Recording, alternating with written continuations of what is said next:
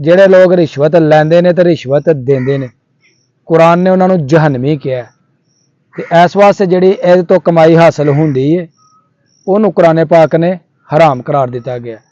ਸ਼ਰਾਬ ਬਣਾਉਣਾ, ਸ਼ਰਾਬ ਨੂੰ ਵੇਚਣਾ ਯਾਨੀ ਖਰੀਦੋ ਫਰੋਖਤ ਤੇ ਉਹਦੀ ਨਕਲੋ ਹਮਲ, ਇਹਦੇ ਤੋਂ ਜਿਹੜੀ ਹਾਸਲ ਹੁੰਦੀ ਹੈ ਨਾ ਆਮਦਨੀ, ਇਸਲਾਮ ਨੇ ਉਹਨੂੰ ਵੀ ਹਰਾਮ करार ਦਿੱਤਾ ਹੈ। ਉਸ ਤੋਂ ਬਾਅਦ ਕਬਾਗਿਰੀ ਤੇ ਜ਼ਨਾ, ਇਹਦੇ ਤੋਂ ਜਿਹੜੀ ਹਾਸਲ ਹੋਣ ਵਾਲੀ ਆਮਦਨੀ ਹੈ ਇਸਲਾਮ ਨੇ ਉਹਨੂੰ ਵੀ ਸਖਤੀ ਦੇ ਨਾਲ ਹਰਾਮ करार ਦਿੱਤਾ ਹੈ।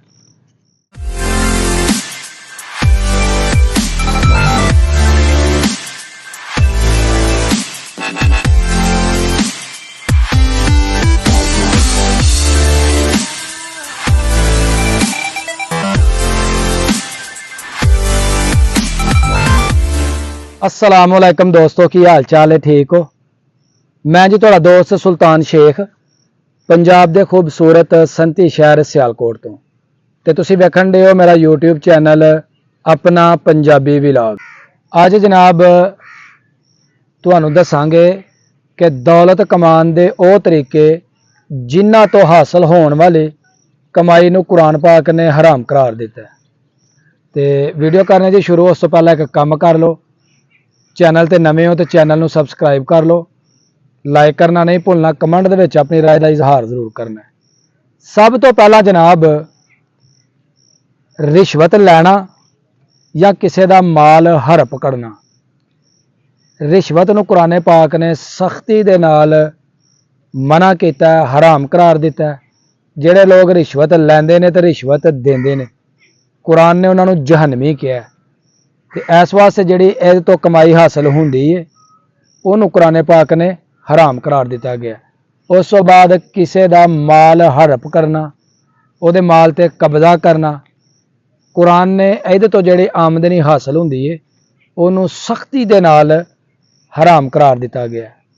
फिर जी उस तो बाद खियानत, कोई बंदा तुहाडे कोल रखदा अपनी अमानत ते ओह बंदा कर लैंदा उहदे विच खियानत, बेईमानी कर लैंदा, कुरान पाक ने उन्होंने भी हराम करार दिता। फिर जनाब उस तो बाद बुत साजी या बुत फरोशी, बुत बनाना या बुतां नूं बेचना, इहदी भी जिहड़ी हासिल होने वाली आमदन है ना कुरान पाक नूं उन्होंने हराम करार दिता है। उस तो बाद जनाब चोरी, चोरी तो हासिल होने वाला मालो दौलत, मालो ज़र, उन्होंने भी कुरान पाक ने हराम करार दिता है कि यह भी चीज़ां जिहड़ी चोरी तो हासिल हुंदियां ने ना वो इंसान वास्ते हराम ने। उस तो बाद जी बड़ा ही अहम नाप तोल दे विच कमी करना, जिहड़ा इंसान नाप तोल दे विच कमी करदा है ते उहदे तो जिहड़ी हासिल हुंदी है आमदन उहनूं भी कुरान पाक ने हराम करार दिता है। ते अगर असीं अपने बच्चों नूं ਉਹ नवाला खिलावांगे, अपने बच्चों नूं असी जनाब वो रिज़क खिलावांगे तो वह हराम होएगा। इस वास्ते नाप तोल दे विच कमी करने वाला जिहड़ा है एक तो वह जहनमी है ते दूसरा तो जिहड़ा माल कमांदा है वह हराम है। फिर जनाब यतीम दा माल हड़प करने वाला, यतीम दे माल नूं खाण वाला जिहड़ा ते वह जिहड़ा खाधा जांदा माल उहदे वास्ते हराम है। कभी यतीम के मालों के उत्ते कब्जा नहीं करना चाहिए, यतीमां के माल नूं नहीं खाना चाहिए, क्योंकि वो तो बेचारे उन्होंने ते अगे ही जड़ा ना कोई अपना हाल नहीं, यतीमी की जिंदगी बसर करन दे ने।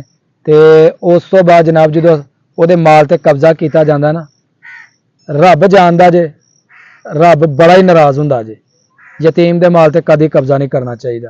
फिर जनाब इतफाकिया आमदन वाले जराए, मसलन जुआ वगैरह, जुए तो या असरा तो होर जिहड़े खेलां ने उन्हां तो जिहड़ी आमदन हासिल हुंदी है वह भी हराम है। कुरान पाक ने उन्होंने सख्ती दे नाल हराम करार दिता। फिर जी उस तो बाद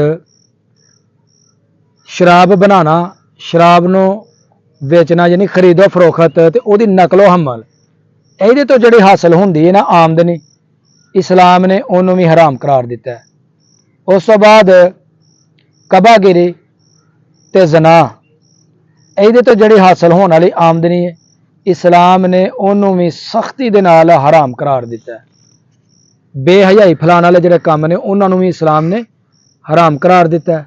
ਉਸ ਤੋਂ ਬਾਅਦ ਜੀ ਸੂਦੀ ਕਾਰੋਬਾਰ, ਜਿਹੜੇ ਲੋਕ ਸੂਦੀ ਕਾਰੋਬਾਰ ਕਰਦੇ ਨੇ, ਸੂਦ ਤੋਂ ਜਿਹੜੀ ਹਾਸਲ ਹੋਣ ਵਾਲੀ ਕਮਾਈ ਹੈ, ਇਸਲਾਮ ਨੇ ਸਖਤੀ ਦੇ ਨਾਲ ਉਹਨੂੰ ਹਰਾਮ ਕਰਾਰ ਦਿੱਤਾ ਹੈ। ਸੂਦ ਲੈਣ ਵਾਲਾ, ਸੂਦ ਦੇਣ ਵਾਲਾ, ਦੋਨੋਂ ਜਨਾਬ ਦੋਵਾਂ ਦੀ ਕਮਾਈ ਜਿਹੜੀ ਹੈ ਉਹ ਹਰਾਮ ਹੈ। ਉਸ ਤੋਂ ਬਾਅਦ ਜੇ ਬੜਾ ਹੀ ਅਹਿਮ ਕਿਸਮਤ ਦਾ ਹਾਲ ਦੱਸਣ ਵਾਲੇ ਜਿਹੜੇ ਕਾਰੋਬਾਰੀ ਜ਼ਰਾਏ ਨੇ ਨਾ, ਉਹਦੀ ਵੀ ਜਿਹੜੀ ਆਮਦਨ ਹਾਸਲ ਹੁੰਦੀ ਹੈ ਉਹ ਵੀ ਕੁਰਾਨ ਪਾਕ ਨੇ ਹਰਾਮ ਕਰਾਰ ਦਿੱਤੀ ਹੈ। ਜਿੰਨੇ ਜਨਾਬ ਤੁਹਾਨੂੰ ਮੈਂ ਇਹ ਕਾਰੋਬਾਰੀ ਜ਼ਰਾਏ ਦੱਸੇ ਨੇ, ਜਿਨ੍ਹਾਂ ਤੋਂ ਦੌਲਤ ਹਾਸਲ ਕਰਨ ਦੇ ਤਰੀਕੇ ਨੇ, ਦੌਲਤ ਕਮਾਉਣ ਦੇ ਤਰੀਕੇ ਨੇ, ਇਹਨਾਂ ਤੋਂ ਜਿਹੜੀ ਹਾਸਲ ਹੋਣ ਵਾਲੀ ਕਮਾਈ ਹੈ ਨਾ, ਇਹ ਕੁਰਾਨ ਨੇ ਹਰਾਮ ਕਰਾਰ ਦਿੱਤੀ ਹੈ, ਮੈਂ ਜਾਂ ਕਿਸੇ ਹੋਰ ਨੇ ਨਹੀਂ ਦਿੱਤੀ।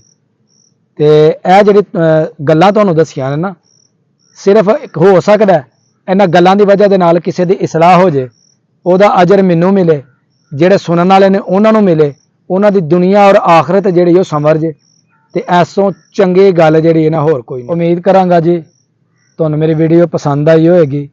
ਅਗਰ ਵੀਡੀਓ ਅੱਛੀ ਲੱਗੇ ਤੇ ਵੀਡੀਓ ਨੂੰ ਇੱਕ ਲਾਈਕ ਕਰ ਦੇਣਾ, ਕਮੈਂਟ ਬਾਕਸ ਦੇ ਵਿੱਚ ਆਪਣੀ ਰਾਏ ਦਾ ਇਜ਼ਹਾਰ ਜ਼ਰੂਰ ਕਰਨਾ, ਤੇ ਜਿਹੜੇ ਦੋਸਤ ਮੇਰੇ ਚੈਨਲ ਤੇ ਨਏ ਨੇ ਉਹ ਜਲਦੀ ਮੇਰੇ ਚੈਨਲ ਨੂੰ ਸਬਸਕ੍ਰਾਈਬ ਕਰਕੇ ਬੈਲ ਆਈਕਨ ਨੂੰ ਦਬਾ ਦਿਓ, ਆਲ ਨੋਟੀਫਿਕੇਸ਼ਨ ਤੇ ਸੈੱਟ ਕਰ ਦਿਓ। ਤੇ ਇਹਨਾਂ ਲਫ਼ਜ਼ਾਂ ਦੇ ਨਾਲ ਜੀ ਮੈਨੂੰ ਦਵੋ ਇਜਾਜ਼ਤ, ਹਮੇਸ਼ਾ ਖੁਸ਼ ਰਹੋ, ਆਬਾਦ ਰਹੋ। ਅੱਲਾਹ ਹਾਫਿਜ਼।